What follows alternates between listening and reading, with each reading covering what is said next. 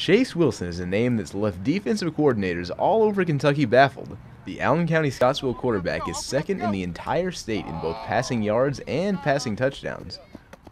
Patriots coach Bradley Hood said that although Wilson's talent has blossomed in high school, his love for the game came much earlier.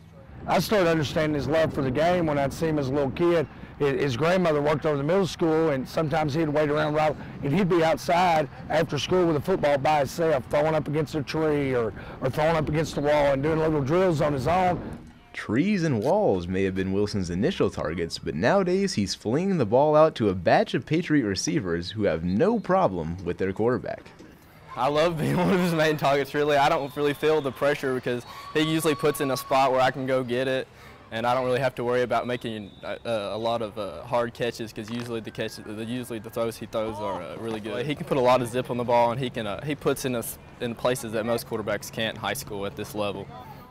With all the praise he receives from his teammates, one might think Wilson has a hidden secret to throwing, but his secret?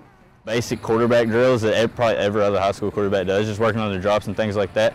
But Sunday afternoons, I try to get some of my receivers out here, and we'll run through plays and we'll do things like that.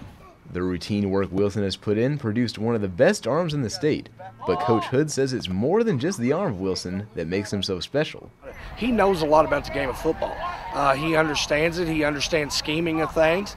And so, his arm, that's a great benefit, all those things. But the fact that he's got a mind, for the game, he's got a future down the road playing football. But if Chase wants to, and we've talked about it some, he could be a great coach down the road because of the way he looks at football more than just the plays he's out there playing. Coaching may be in the distant future for Wilson, but for now, expect to see him continue to tear up the stat sheet in a Patriot jersey. Reporting for the Extra Point, I'm Miles Schroeder.